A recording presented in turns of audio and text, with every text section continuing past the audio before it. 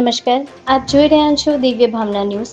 જય શ્રી શિવશક્તિ એનજીઓ દ્વારા નવરાત્રિના તહેવાર નિમિત્તે સ્લમ વિસ્તારમાં જઈને બાળાઓની પૂજન વિધિ કરી લાણી આપવામાં આવી હતી, તેમજ જમણવાર પણ કરવામાં આવ્યો હતો.